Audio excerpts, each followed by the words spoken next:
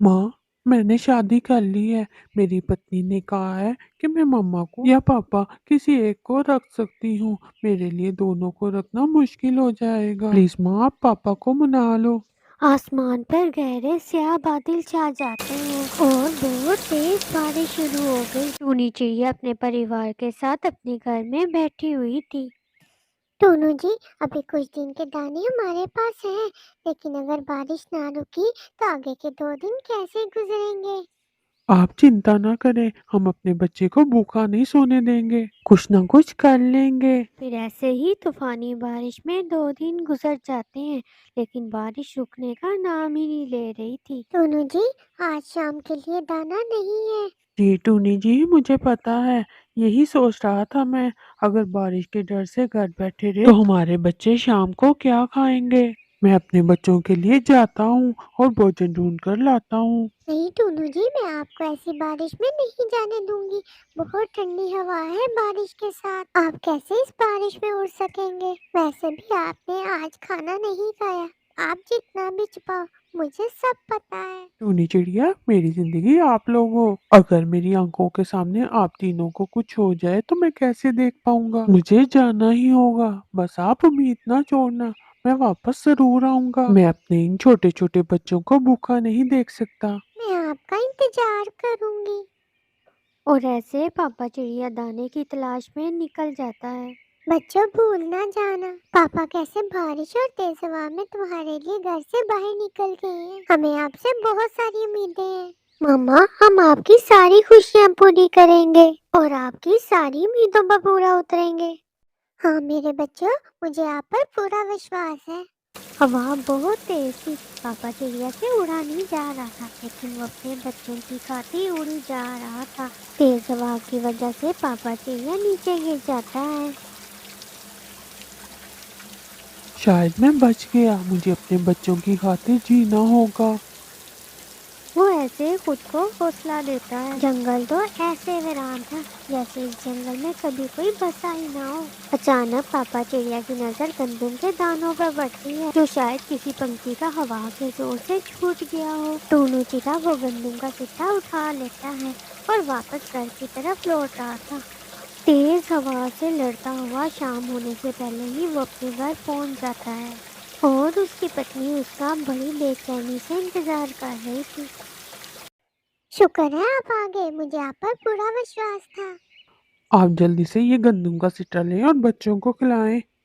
बच्चे खुश होकर खाना खा लेते हैं और फिर सो जाते हैं। अपने बच्चों को सोता देखकर उन दोनों को बहुत शांति मिलती है।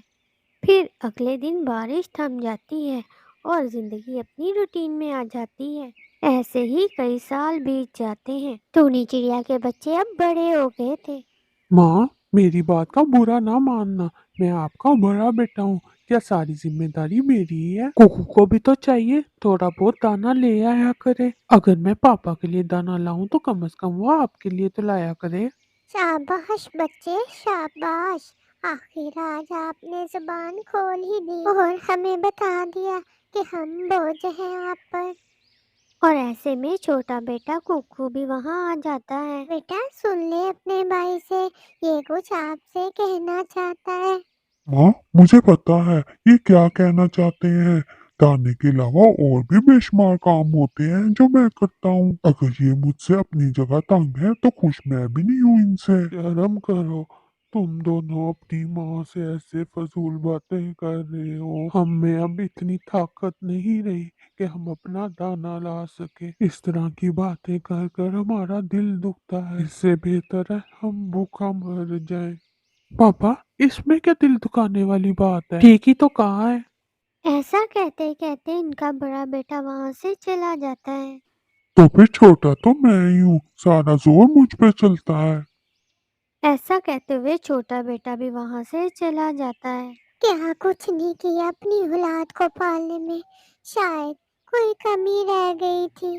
आप दिल छोटा ना करें। बस ये सब हमारी किस्मत में था, वरना कमी तो कोई नहीं छोड़ी थी हम दोनों ने।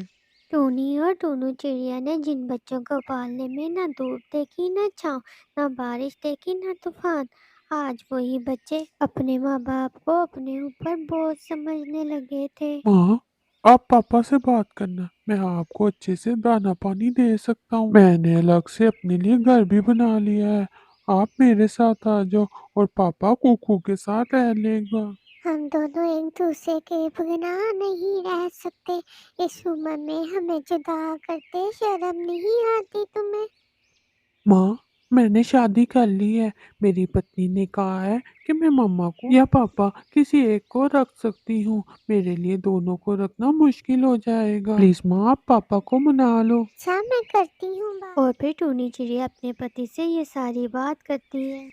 ہائے اور ابا، یہ دن بھی آنے تھے ہماری زندگی میں۔ آپ میری خاطر مان جائیں، ہم ملنے کے لیا کریں گے، دور ہوں گے لیکن ہمارے دل تو ایک ہوں گے۔ اور پھر ایسے پاپا چڑیا بہت مشکلوں سے مان جاتا ہے اور جوجو اپنی ماں کو اپنے ساتھ لے جاتا ہے۔ کوکو جو کہ ان کا چھوٹا بیٹا تھا، جب شام کو گھر لوٹتا ہے تو وہ اپنی ماں کو نہ دیکھ کر اپنے پاپا سے پوچھتا ہے پاپا ماما کہاں ہیں؟ اور وہ اپنے بیٹے کو ساری بات بتاتا ہے۔ سارے فیصلے ہمیشہ بھائی اپنی مرضی کے کرتا ہے، میں بھی اپنی مرضی کی زندگی جینا چاہتا ہوں۔ میں جا رہا ہوں ماما کو لینے، مجھے صرف ماما کے ساتھ رہنا ہے۔ ماں، میں پاپا کے ساتھ نہیں رہ سکتا، آپ بھائی کے ساتھ آ گئی ہو۔